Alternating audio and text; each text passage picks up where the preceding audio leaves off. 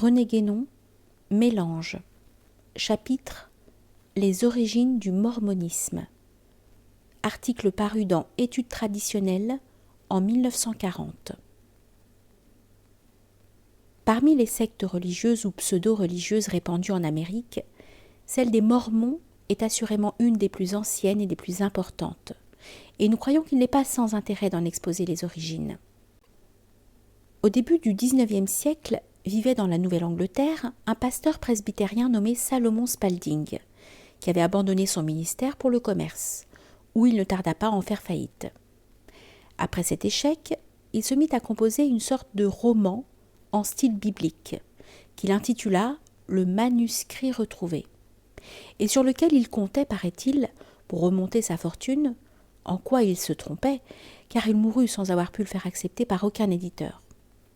Le sujet de ce livre se rapportait à l'histoire des Indiens de l'Amérique du Nord, qui y étaient présentés comme les descendants du patriarche Joseph. C'était un long récit de leurs guerres et de leurs émigrations supposées, depuis l'époque de Sédécias, roi de Juda, jusqu'au 5e siècle de l'ère chrétienne. Et ce récit était censé avoir été écrit par divers chroniqueurs successifs, dont le dernier, nommé Mormon, l'aurait déposé dans quelques cachettes souterraines. Comment Spalding avait-il eu l'idée de rédiger cet ouvrage, d'ailleurs fort ennuyeux, prodigieusement monotone et écrit dans un style déplorable? C'est ce qu'il nous paraît guère possible de dire, et l'on peut se demander si cette idée lui vint spontanément ou si elle lui fut suggérée par quelqu'un d'autre, car il est loin d'avoir été seul à chercher ce qu'étaient devenues les 10 tribus perdues d'Israël et à essayer de résoudre ce problème à sa façon. On sait que certains ont voulu retrouver les traces de ces tribus en Angleterre, et il est même des Anglais qui tiennent fort à revendiquer pour leur nation l'honneur de cette origine.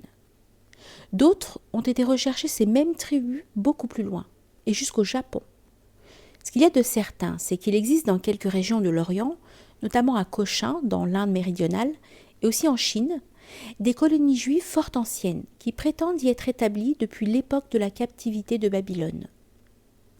L'idée d'une émigration en Amérique peut paraître beaucoup plus invraisemblable, et pourtant elle est venue à d'autres qu'à Spalding. Il y a là une coïncidence assez singulière. En 1825, un Israélite d'origine portugaise, Mordecai Manuel Noah, ancien consul des États-Unis à Tunis, acheta une île appelée Grand Island, située dans la rivière Niagara, et lança une proclamation engageant tous ses coreligionnaires à venir s'établir dans cette île, à laquelle il donna le nom d'Ararat. Le 2 septembre de la même année, on célébra en grande pompe la fondation de la nouvelle cité.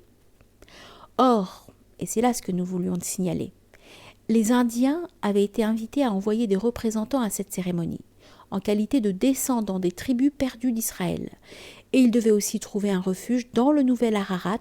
Ce projet n'eut aucune suite, et la ville ne fut jamais bâtie. Une vingtaine d'années plus tard, Noah écrivit un livre dans lequel il préconisait le rétablissement de la nation juive en Palestine. Et bien que son nom soit aujourd'hui assez oublié, on doit le regarder comme le véritable promoteur du sionisme.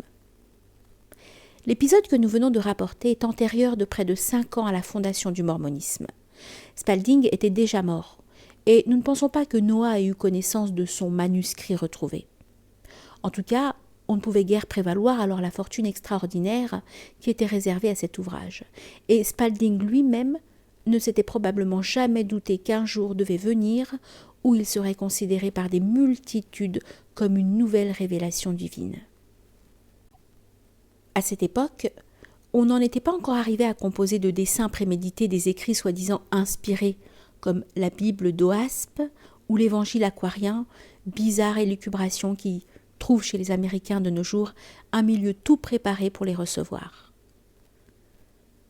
Il y avait à Palmyra, dans le Vermont, un jeune homme d'assez mauvaise réputation, nommé Joseph Smith. Il s'était d'abord signalé à l'attention de ses concitoyens pendant une de ces périodes d'enthousiasme religieux que les Américains appellent « revivals », en répandant le récit d'une vision dont il prétendait avoir été favorisé. Puis, il s'était fait trouver de trésors. il s'était fait trouveur de trésors, vivant de l'argent que lui remettaient les gens crédules auxquels il promettait d'indiquer, grâce à certains procédés divinatoires, les richesses enfouies dans le sol. C'est alors qu'il mit la main sur le manuscrit de Spalding, 12 ans après la mort de son auteur. On croit que ce manuscrit lui fut donné par un de ses compères, Sidney Rigdon, qui l'aurait dérobé dans une imprimerie où il faisait son apprentissage. Toujours est-il que la veuve, le frère et l'ancien associé de Spalding reconnurent et affirmèrent formellement l'identité du livre de Mormon avec le manuscrit retrouvé. Mais le trouveur de trésors prétendit que, guidé par un ange, il avait tiré ce livre de la terre où Mormon l'avait enfoui, sous la forme de plaques d'or couvertes de caractères hiéroglyphes. Il ajoutait que l'ange lui avait également fait découvrir 2 pierres translucides, qui n'étaient autres que l'Urim et le Thummim, qui figuraient sur le pectoral du grand prêtre d'Israël, et dont la possession, procurant le don des langues, l'esprit de prophétie, lui avait permis de traduire les plaques mystérieuses. Petite note. Les 2 mots Urim et Thummim signifient en hébreu lumière et vérité. Fin de la note. Une dizaine de témoins déclarèrent avoir vu ces plaques. 3 d'entre eux affirmèrent même qu'ils avaient aussi vu l'ange, qui les avait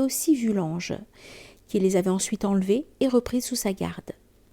Parmi ces derniers était un certain Martin Harris, qui vendit sa ferme pour subvenir aux frais de publication du manuscrit, malgré les avis du professeur Anton de New York, à qui il avait soumis un échantillon des prétendus hiéroglyphes, et qui l'avait mis en garde contre ce qui lui paraissait bien n'être qu'une vulgaire supercherie. Il est à supposer que Smith s'était procuré quelques plaques de laiton et y avait tracé des caractères empruntés à divers alphabets. D'après M. Anton, il y avait surtout un mélange de caractères grecs et hébraïques, ainsi qu'une grossière imitation du calendrier mexicain publié par Humboldt. Il est d'ailleurs extrêmement difficile de dire si ceux qui aidèrent Smith à ses débuts furent ses dupes ou ses complices. Pour ce qui est de Harris, dont la fortune fut gravement compromise par le peu de succès qu'eut tout d'abord le livre de Mormon, il ne tarda pas à renier la foi nouvelle et à se brouiller avec Smith. Celui-ci eut bientôt une révélation qui mettait son entretien à la charge de ses adhérents.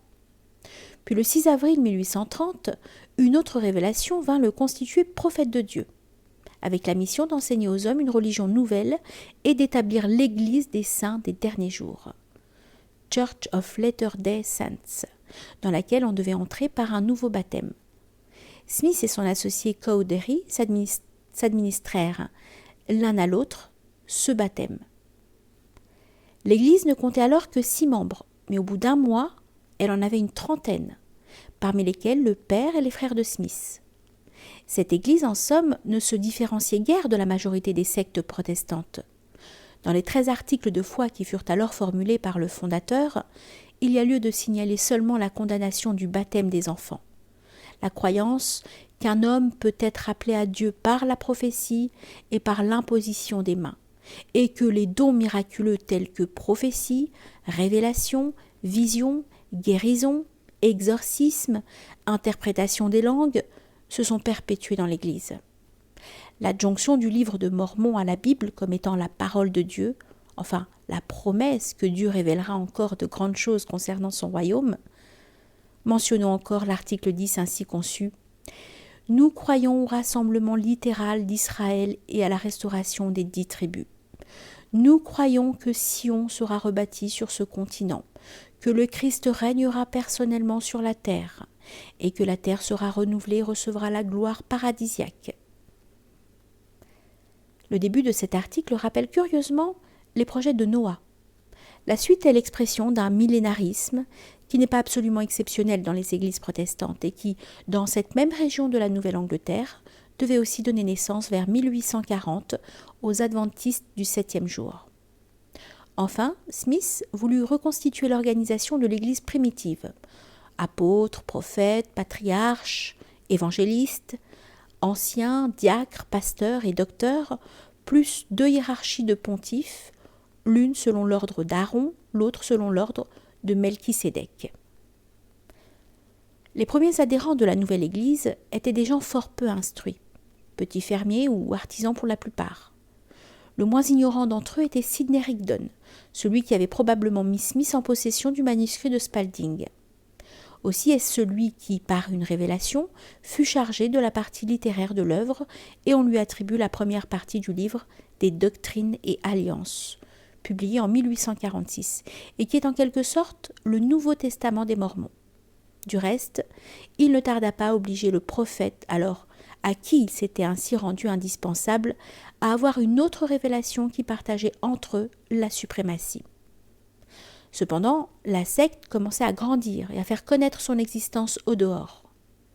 Les Irvingiens anglais, qui croient aussi à la perpétuation des dons miraculeux dans l'Église, envoyèrent à Smith une lettre signée d'un concile de pasteurs, et exprimant leur sympathie. Mais le succès même suscita à Smith des adversaires, qui ne manquèrent pas de rappeler son passé peu honorable.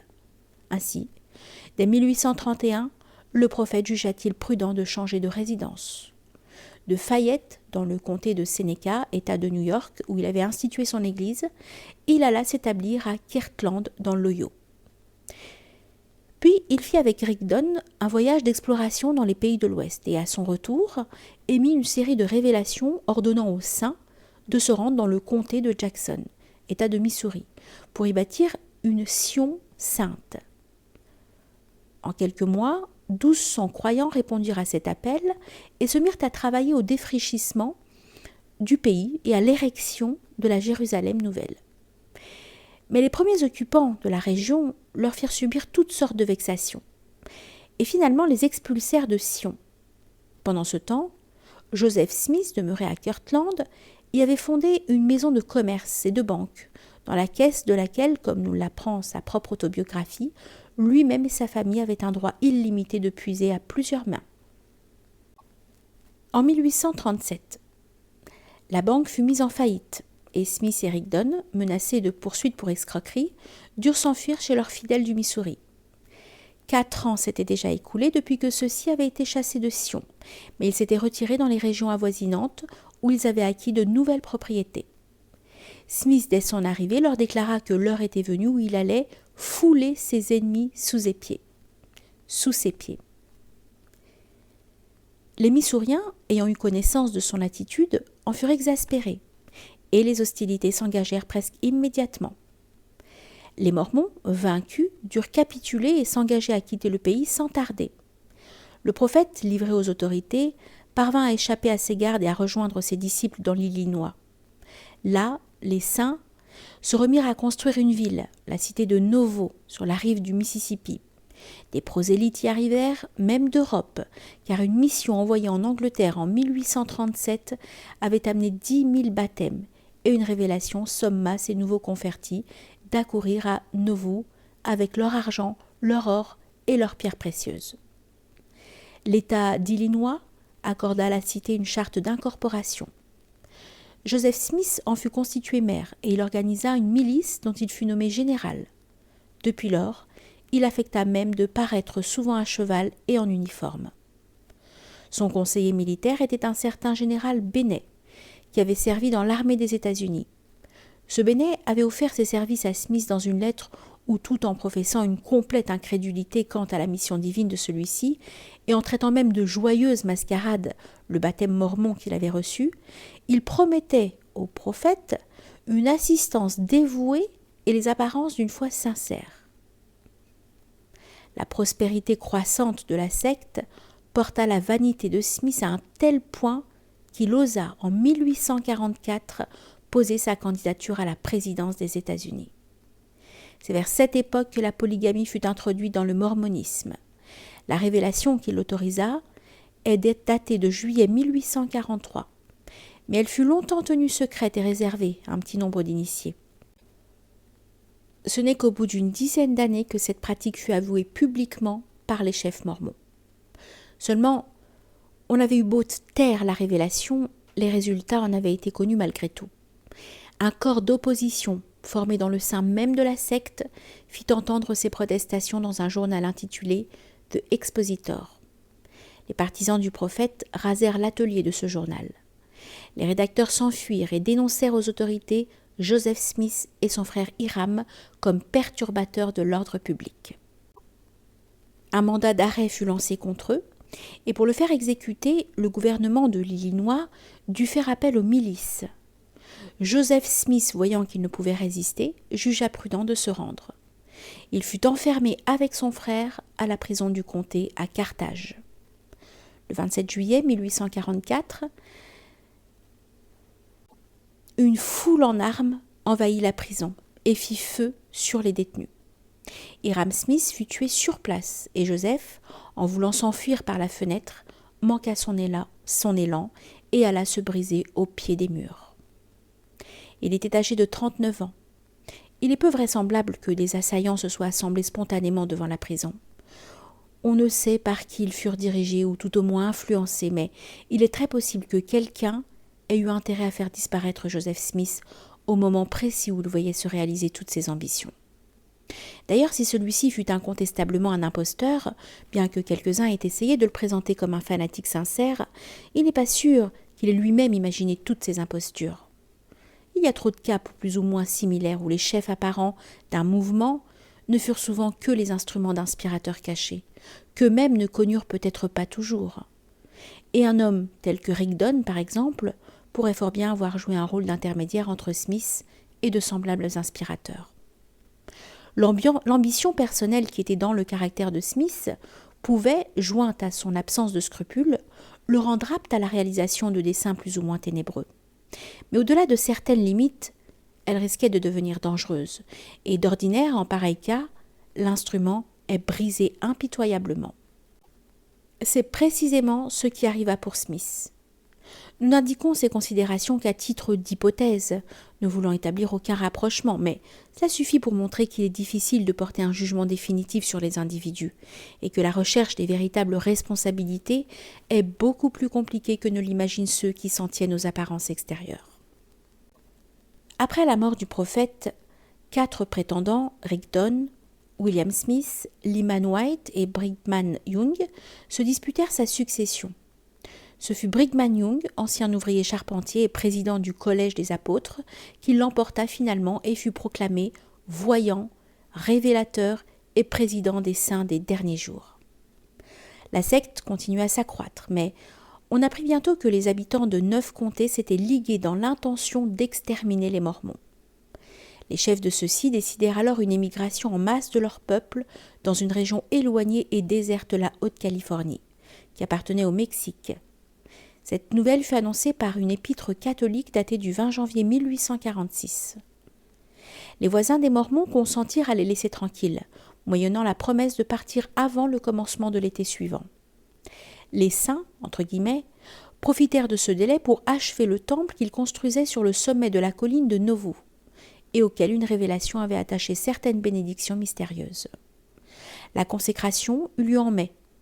Les habitants de l'Illinois, voyant là un manque de sincérité et la marque d'une volonté de retour de la part des Mormons, chassèrent brutalement de leur demeure ceux qui s'y trouvaient encore, et le 17 septembre prirent possession de la ville abandonnée.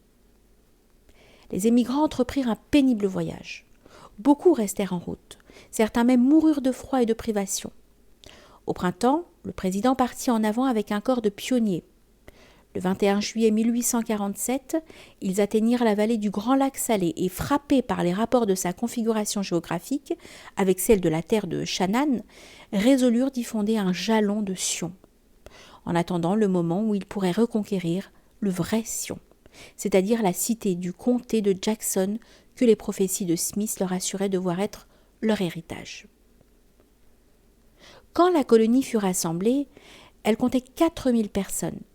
Elle s'augmenta rapidement et 6 ans plus tard, le nombre de ses membres s'élevait déjà à 30 000. En 1848, le pays avait été cédé par le Mexique aux États-Unis. Les habitants demandèrent au Congrès à être constitués en État souverain sous le nom d'État de Désiret, tiré du livre de Mormon. Mais le Congrès érigea seulement le pays en territoire sous le nom d'Utah, le territoire ne pouvant se transformer en État libre que quand sa population atteindrait le chiffre de 60 000 hommes, ce qui engagea d'ailleurs les Mormons à intensifier leur propagande pour y parvenir au plus vite et pouvoir ainsi légaliser la polygamie et leurs autres institutions particulières.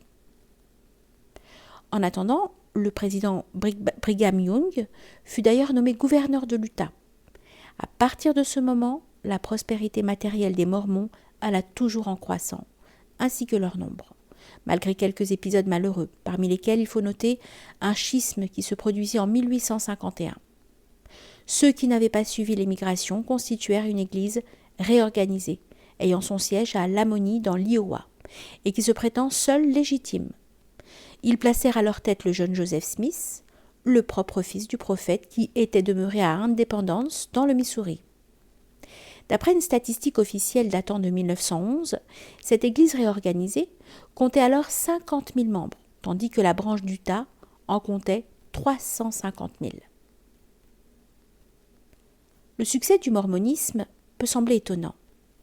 Il est probable qu'il est plutôt dû à l'organisation hiérarchique et théocratique de la secte, fort habilement conçue, il faut le reconnaître, qu'à la valeur de sa doctrine, quoique l'extravagance même de celle-ci soit susceptible d'exercer un attrait sur certains esprits. En Amérique surtout, les choses les plus absurdes dans ce genre réussissent d'une façon incroyable. Cette doctrine n'est pas restée ce qu'elle était au début, et cela se comprend sans peine puisque de nouvelles révélations pouvaient venir la modifier à chaque instant. C'est ainsi que la polygamie était appelée dans le livre de Mormon une abomination aux yeux du Seigneur, ce qui n'empêchait pas Joseph Smith d'avoir une autre révélation par laquelle elle devenait la grande bénédiction de la dernière alliance. Les innovations proprement doctrinales paraissent avoir été dues surtout à Orson Pratt, sous la domination intellectuelle duquel Smith était tombé vers la fin de sa vie, et qui avait eu connaissance plus ou moins vague des idées de Hegel et de quelques autres philosophes allemands, popularisées par des écrivains tels que Parker et Emerson. Les conceptions religieuses des Mormons sont du plus grossier anthropomorphisme, comme le prouvent ces extraits d'un de leurs catéchismes. Qu'est-ce que Dieu ? Un être intelligent matériel ayant un corps et des membres. Ou une autre question, est-il aussi susceptible de passion ? Oui, il mange, il boit, il hait, il aime. Autre question, peut-il habiter plusieurs lieux à la fois ? Non. Ce Dieu matériel habite la planète Colope. C'est matériellement aussi qu'il est le Père des créatures et qu'il les a engendrées. Et le prophète dit dans son dernier sermon, nous le citons, « Dieu n'a pas eu le pouvoir de créer l'esprit de l'homme.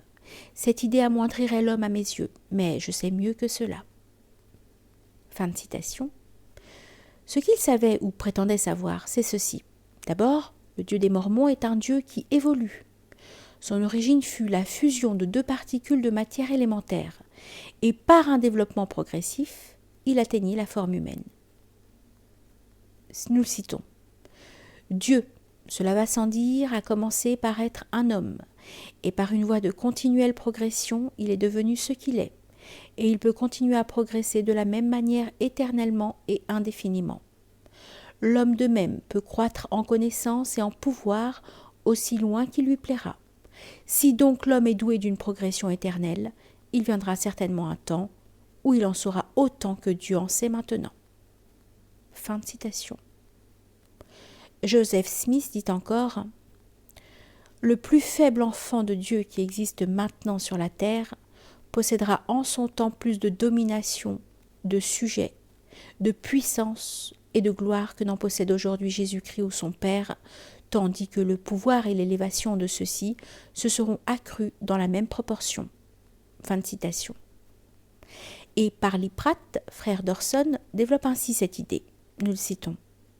Que fera l'homme lorsque ce monde-ci sera trop peuplé ? Il fera d'autres mondes et s'envolera comme un essaim d'abeilles. Et quand un fermier aura trop d'enfants pour sa part de terre, il leur dira « Mes fils, la matière est infinie. Créez-vous un monde et peuplez-le. » Fin de citation. Les représentations de la vie future sont d'ailleurs aussi matérielles que possibles et comportent des détails aussi ridicules que les descriptions du Summerland des spirites anglo-saxons. Nous les citons.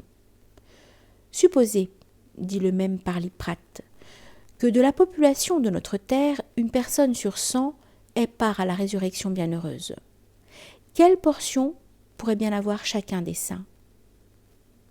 Nous répondons, chacun d'eux pourrait bien avoir 150 acres de terre, ce qui serait pleinement suffisant pour ramasser la manne, bâtir de splendides habitations et aussi pour cultiver des fleurs et toutes les choses qu'affectionnent l'agriculteur et le botaniste. Fin de citation. Un autre apôtre, entre guillemets, Spencer, chancelier de l'université de Deseret et auteur de l'ordre patriarcal, dit aussi: la résidence future des saints n'est point une chose figurée. Aussi bien qu'ici-bas, ils auront besoin de maisons pour eux et leurs familles. C'est littéralement que ceux qui ont été dépouillés de leurs biens, maisons, fonds de terre, femmes ou enfants, en recevront 100 fois davantage.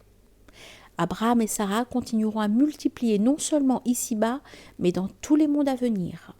La résurrection vous rendra votre propre femme, que vous garderez pour l'éternité, et vous élèverez des enfants de votre propre chair. Fin de citation. Certains spirites, il est vrai, n'attendent même pas la résurrection pour nous parler de mariage céleste et d'enfants astraux.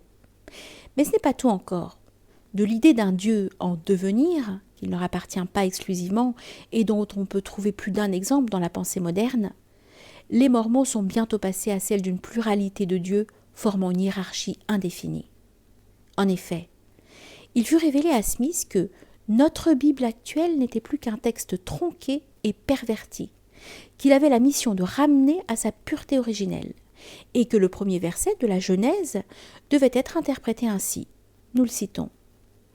Dieu, le chef, engendra les autres dieux avec le ciel et la terre. Fin de citation. En outre, chacun de ces dieux est le Dieu spécial des esprits de toute chair qui habitent dans le monde qu'il a formé, selon lui. Enfin, chose plus extraordinaire encore, une révélation de Brigham Young en 1853 nous apprend que le Dieu de notre planète est Adam, qui n'est lui-même qu'une autre forme de l'archange Michel. Nous citons. Quand notre père Adam vint en Éden, il amena avec lui Ève, l'une de ses femmes. Il aida à l'organisation de ce monde. C'est lui qui est Michel, l'ancien des jours. Il est notre Père et notre Dieu, le seul Dieu avec qui nous ayons affaire. Fin de citation. Dans ces histoires fantastiques, il y a des choses qui nous rappellent certaines spéculations rabbiniques, tandis que, d'un autre côté, nous ne pouvons nous empêcher de songer au pluralisme de William James. Les Mormons ne sont-ils pas parmi les premiers à avoir formulé la conception, chère aux pragmatistes, d'un Dieu limité, l'invisible roi de Wells? La cosmologie des Mormons, autant qu'on peut en juger d'après des formules assez vagues et confuses, est une sorte de monisme atomiste, dans lequel la conscience ou l'intelligence est regardée comme inhérente à la matière. La seule chose qui a existé de toute éternité est une quantité indéfinie de matière mouvante et intelligente dont chaque particule qui existe maintenant a existé dans toutes les profondeurs de l'éternité à l'état de libre locomotion. Chaque individu du règne animal ou végétal contient un esprit vivant et intelligent. Les personnes ne sont que des tabernacles où réside l'éternelle vérité de Dieu. Quand nous disons qu'il n'y a qu'un Dieu et qu'il est éternel, nous ne désignons aucun être en particulier, mais cette suprême vérité qui habite une grande variété de substances. Fin de citation. Cette conception d'un Dieu impersonnel, que nous voyons apparaître ici, paraît être en contradiction absolue avec la conception anthropomorphique et évolutionniste que nous avons indiquée précédemment.